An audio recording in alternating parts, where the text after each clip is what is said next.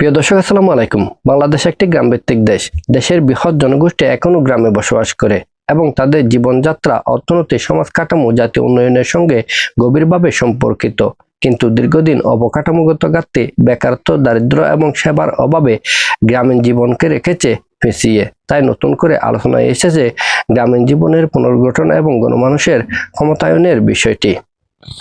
গ্রামীণ জীবনের বর্তমান চিত্র। গ্রামীণ এলাকায় এখনো বেশ কিছু সমস্যা বিদ্যমান।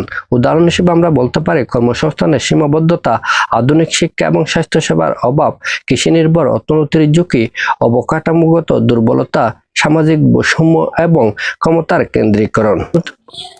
গ্রামীণ জীবনের পুনর্গঠনের প্রয়োজনীয়তা। গ্রামীণ উন্নয়ন ছাড়া টেকসই জাতীয় উন্নয়ন সম্ভব নয়। আর এর জন্য প্রয়োজন গ্রামকে অর্থনৈতিকভাবে স্বয়ংসম্পূর্ণ করা, আধুনিক প্রযুক্তির ব্যবহার নিশ্চিত করা, সামাজিক ন্যায় বিচার প্রতিষ্ঠা করা, স্থানীয় সম্পদের সঠিক ব্যবস্থাপনা। তারা গণমানুষের ক্ষমতায়ন।